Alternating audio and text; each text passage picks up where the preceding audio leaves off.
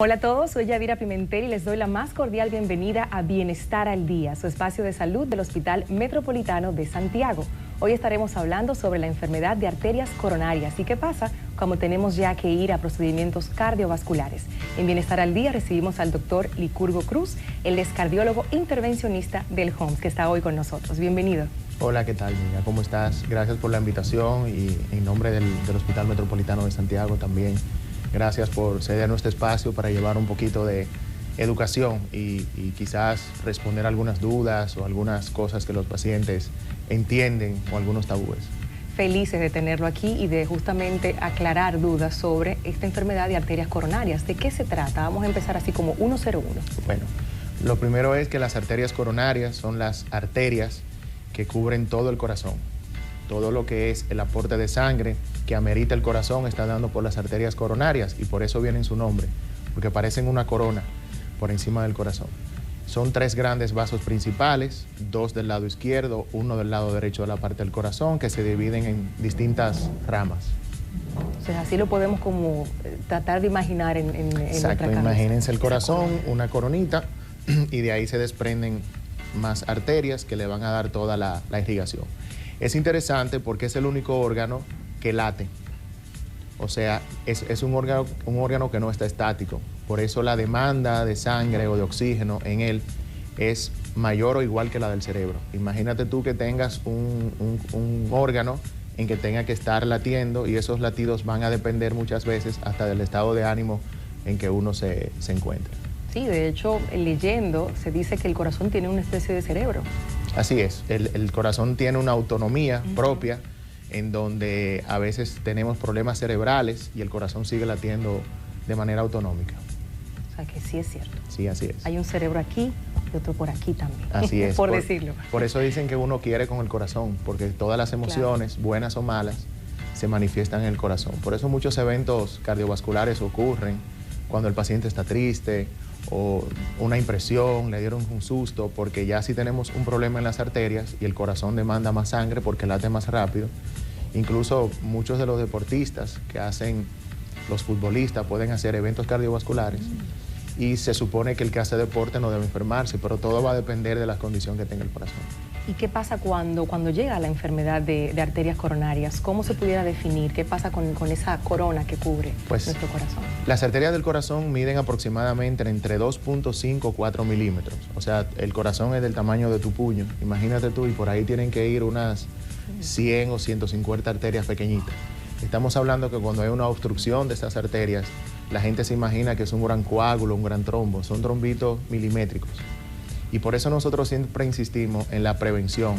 Sabemos que la causa número 1 de enfermedad coronaria es la arteriosclerosis, que es la grasa en sangre. Por eso nosotros siempre insistimos, coman saludable, porque al final esas arterias, yo le digo a los pacientes que son como los tubos de los fregaderos.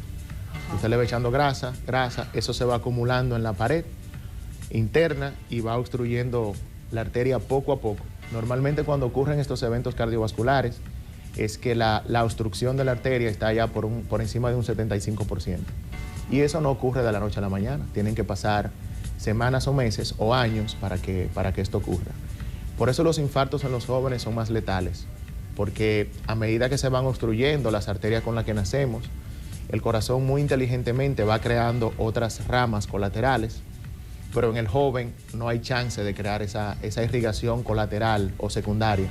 Entonces se tapa con la única que uno nace y por eso en los jóvenes estos eventos son más letales. Que si nos ponemos a ver, son los que tienen mayor factores de riesgo. Son los más obesos, son los que comen mal, son los que fuman, los que usan juca y otro tipo de cosas. Ay, doctor, tocó un tema usted ahí, sí, una tecla. Sí. La podemos tocar más adelante para seguir expandiendo la enfermedad de las arterias coronarias. Cuando usted habla de la grasa que se acumula en el conducto, en las venas y que puede obstruir, ¿pudiéramos también hablar de un factor genético, además de esa parte que ya depende más de uno y de su alimentación? Sí, claro que sí. Hay factores externos y factores internos. Los internos con lo que uno nace. Siempre se habla del colesterol bueno y el colesterol malo. Nosotros nacemos con 90 de colesterol cuando somos bebecitos, pero lo normal en el adulto es hasta 200. Entonces, por encima de 200 de un colesterol total, habla de que el paciente tiene riesgo de tener enfermedad cardiovascular, no solo en el corazón, sino en cualquier otra parte, cerebro, riñones, extremidades inferiores, porque la grasa, como te dije, se va de manera acumulativa. Hay pacientes que llevan una dieta adecuada y existe lo que se llama la hipercolesterolemia familiar, que es un proceso familiar, congénito, en donde los pacientes tienen niveles altos de colesterol a pesar de llevar dieta y hacer ejercicio. Y es tan letal como el que no nace con eso. Al final, la acumulación de colesterol en las arterias va a ser independiente de que si naces con eso o si lo adquieres por una dieta o por una alimentación inadecuada. Por eso dentro de la batería de pruebas que a veces nos solicitan los médicos está siempre la parte del colesterol, porque yo puedo bien verme así como me veo y tener colesterol. Así es. Pero fíjate qué interesante. Paradójicamente es la causa, digamos, más frecuente de enfermedad coronaria. Sin embargo, el 50% de los pacientes con un primer evento cardiovascular tienen un colesterol total normal. ¿Cómo? Sí, porque el colesterol mide varias moléculas. Está el colesterol bueno, el HDL, está el LDL, que es el colesterol malo, pero hay una serie de colesteroles o colesterol que no se mide de rutina, que sí ahora está tomando mucho auge hace un par de años para acá, porque nos explicamos, pero si tenemos un colesterol normal, ¿por qué este paciente se enfermó o por qué hizo un primer evento? Entonces existen otras moléculas como la ApoB, APO, una serie de moléculas que quizás no vale la pena mencionar aquí, pero otra de las dudas y otro de los tabús que quiero sacar a los pacientes es que después de un primer evento cardiovascular y usted se hace un colesterol y sale normal en sangre, los pacientes dejan las pastillas porque entienden que un colesterol normal en sangre no tiene ningún problema en las enfermedades coronarias, y no debe ser así. No debe ser así. ¿Y cómo sacamos a la gente de esa falsa creencia de soltar el medicamento sin hablar con el médico primero? Claro, llevando orientaciones como esta. Cualquier duda que usted tenga antes de suspender un tratamiento ya prescrito por un colega, lo que debe es de llamar al colega y preguntarle. Por cultura, el dominicano se medica 3 o 5 veces antes de ir al médico. Sí. La vecina, el vecino, a mí me dio eso, tómate esa pastilla, y no todas las pastillas son iguales para todos los pacientes. Yo lo que creo que más allá del paciente suspender o automedicarse, lo que debe es de hacerse un chequeo. Hay enfermedad coronaria que es asintomática.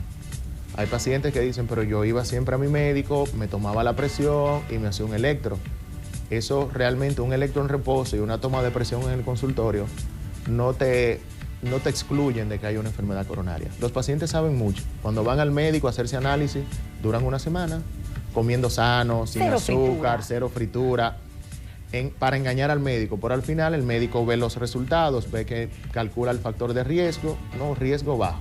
Sin embargo, el paciente, mintiendo de esta manera, se está automintiendo. Somos tremendos. Los dominicanos somos tremendos. Pero tremendo, doctor. Somos el mejor país del mundo. Dios mío, esa sí no me la sabía yo. Una semana antes, déjame... Portarme bien. Sí, así es. Cero alcohol, todo a la plancha. Señores, no jueguen con su salud de esa forma, por Dios. Usted mencionó la tecla de la juca ahorita y de, obviamente, la alimentación, esos factores externos que dependen más de uno, la alimentación, el tema de la fritura, de sobrecocinar la comida, de utilizar mucho el mismo aceite, de cuando salimos a la calle a comer, no tenemos idea de cuántas veces se ha usado ese aceite, todo eso influye. Así es. Fíjate que hay factores, como dije, externos o factores modificables. Claro. Como su nombre lo dice, son factores o circunstancias que usted puede cambiar para mejorar su salud cardiovascular. Por cultura, el dominicano pone el candado después que le roban. Ay, sí. Si usted sabe, mundialmente está establecido que fumar hace daño, que comer con grasa hace daño, que no ejercitarse hace daño, que estar en sobrepeso hace daño. A veces los pacientes no llegan con un colesterol elevado, sin haberse tomado la presión, y salen del consultorio siendo hipertensos, siendo sedentarios, siendo fumadores. Entonces yo lo que les invito a toda la audiencia es que se autoevalúen cuáles son esos factores dañinos al cuerpo que yo estoy ingiriendo para tratar de evitarlo. Se puede vivir sin fumar, se puede vivir sin comerse su grasita. Bueno, doctores, que imagínense, eso es lo que aparece. Es un decir muy común de los pacientes. Sí, pero puedes comer ensalada, puedes comer fruta. Nosotros no somos muy dados a ingerir frutas. Con tantas frutas que tenemos, gracias Así a es. Dios. Si a nosotros nos ponen un desayuno de manzana de fruta con un mangú con queso frito, obviamente el 90% elegimos, porque no me voy a excluir, Levante su mano. Sí, claro que sí, porque es muy bonito venir a hablar aquí como médico, Claro. pero uno también es ser humano. Total. Nosotros tratamos de predicar con el ejemplo lo que nosotros le decimos a los pacientes. En mi caso, yo trato de llevar una dieta balanceada, yo no fumo, no ingiero alcohol, al menos que sea en alguna actividad social. Y eso es lo que nosotros tenemos que transmitirle al paciente, de que debe de eliminar todas esas cosas que pueda obstruir las arterias de su corazón. Y un balance, yo creo que, Claro que sí. es lo más importante. Si te portas mal un día, ya sabes que la semana, y así es que yo trato de negociar con los pacientes. Su mangucito. Claro, para mí el cigarrillo es innegociable, Bien.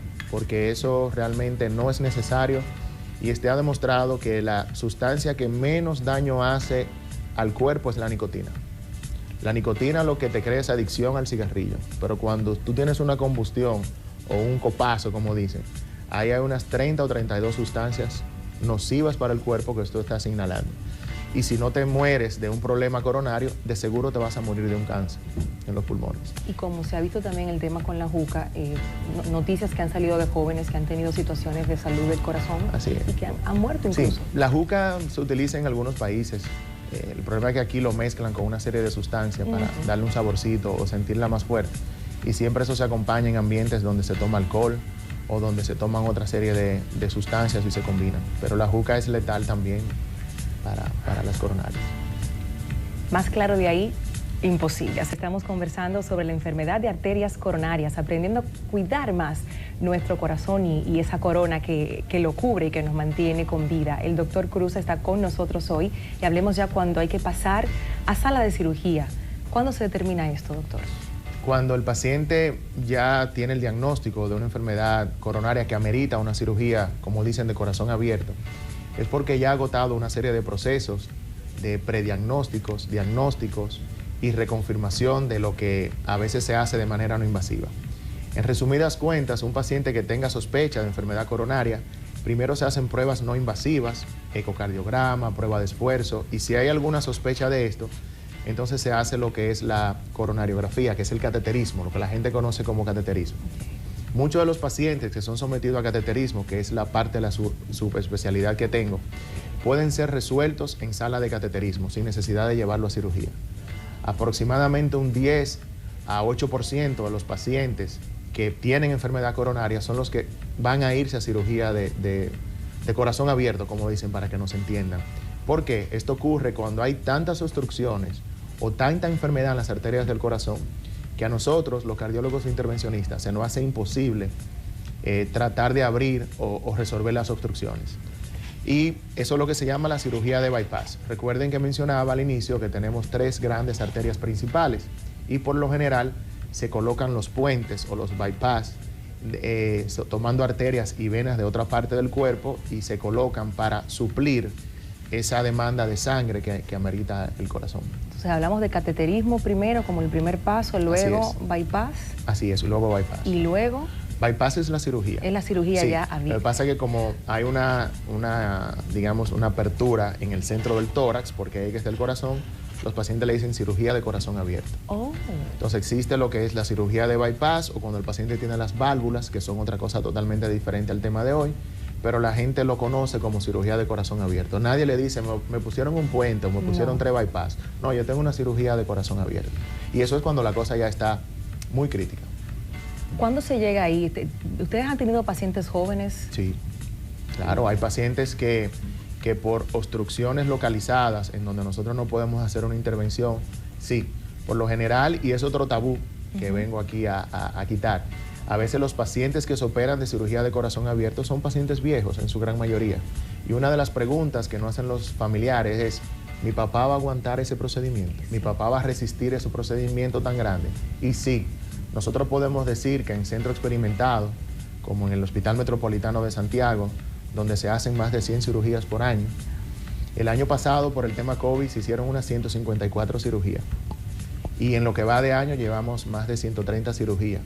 Y ese número o esa prevalencia de cirugía, cuando vemos el tiempo, va subiendo, porque estamos haciendo un diagnóstico más temprano, estamos detectando pacientes antes de que le dé un primer evento.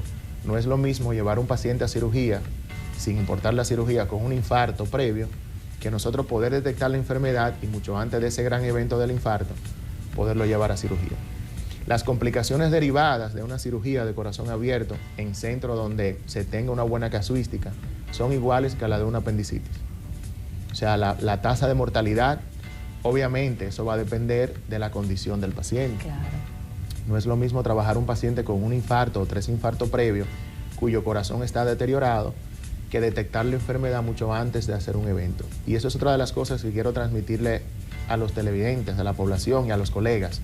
Detectemos la enfermedad coronaria mucho antes de que haya síntomas, porque tenemos las herramientas disponibles. ¿Cuál sería esa alerta roja, eso que debo sentir y decir, yo debo revisarme? Bien, para los pacientes, lo primero es identificar si usted tiene factores de riesgo. Mi papá y mi mamá son hipertensos, mi papá se murió a los 50 años, mi abuela estaba bien y se murió, si yo como inadecuadamente, si fumo, si bebo, que vamos al médico. El médico debe de buscar la enfermedad coronaria. Hay síntomas que los pacientes menosprecian.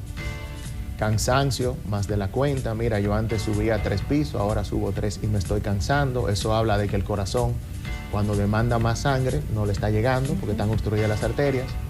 Dolor en el centro del pecho con las actividades físicas. Hay pacientes que juegan tenis y me dicen, no, eso es muscular. No, ve a chequearte.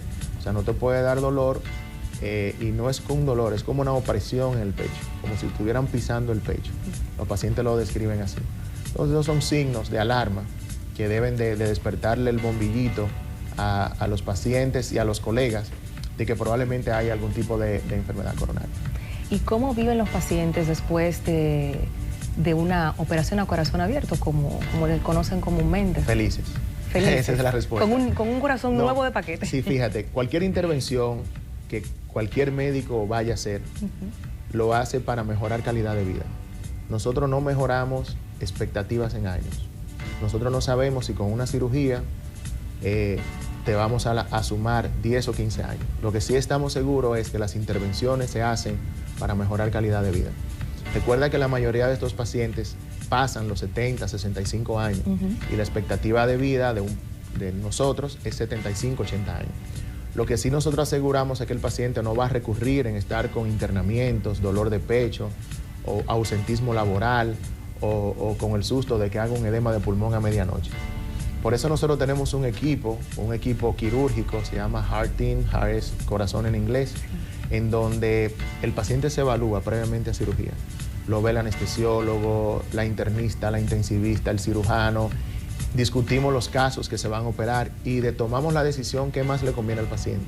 Si es un paciente de 92 años, que lo que está en una sillita de rueda, frágil, ese es un paciente, no es candidato. No candidato porque no se puede hacer, sino porque no sumaríamos, digamos, pacientes con enfermedad terminales, pacientes con cáncer, cuya expectativa de vida por el cáncer sea menor de 5 años. O sea, tratamos de hacer las cosas con criterio y por eso tenemos una casuística muy buena porque nos regimos de las normas internacionales. Y cabe destacar que hace años las personas preferían salir del país para hacerse este tipo de intervenciones, pero como ya el doctor nos ha comentado, la cantidad tan grande que se hacen en el hospital, en el puedo decir que probablemente en el centro normalmente un día de semana se estén operando 2 pacientes y nosotros estemos haciendo cateterismo. Inmediatamente, si sale un paciente con los criterios quirúrgicos, se llama al team cardiovascular y en ese mismo internamiento se decide si se queda interno el paciente y el tiempo de resolución es menos de 2 semanas. 2 semanas porque sabes que hay un tema con las aseguradoras, que hay que solicitar, que hay que hacer una serie de evaluaciones. Y las evaluaciones son importantes, o sea, y llevarnos de los colegas. Si el neumólogo te dice, mira, no es el momento de operarlo, yo prefiero darle tratamiento por 1 semana, entonces eso puede alargar o no cirugía. Hemos hecho intervenciones de emergencia, que a las 48 horas el paciente ya está operado. Claro que sí, de todo. Cuando tienes una casuística grande, aparece de todo. Y un equipo preparado y listo. Así es. Se puede. Ahí ya estamos en la preparación y la mejor disposición para resolver cualquier tipo de complicación cardiovascular. Hablemosle a la familia que está cerca de un paciente recién operado de corazón abierto, esos cambios tal vez de humor, esa situación que se presenta a nivel emocional también de un paciente que acaba de ser intervenido. Sí, dentro del equipo que tenemos también existe, a veces nos valemos de la ayuda de los psicólogos y los psiquiatras tanto para el paciente. Las personas creen que operarte de corazón abierto es quedarte en tu casa después, sentado, no hacer nada. La familia le cae arriba al paciente, papá no haga esto, mamá no camine. No, recuerden que las intervenciones que hacemos es para lo que los pacientes se reintegren nuevamente en su actividad social. Hay pacientes que después de esto pueden seguir trabajando.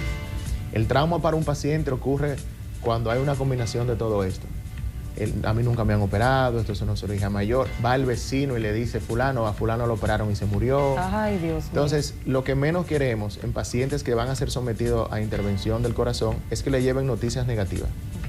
Okay. A veces esos pacientes viven en un campo y los hijos quieren quedarse con él un año y tú te vas a mudar para acá. No, se supone que luego de la cirugía, cuando el médico ya, el cirujano dice, mira, está mejor que como estaba antes de la cirugía porque estaba tapado.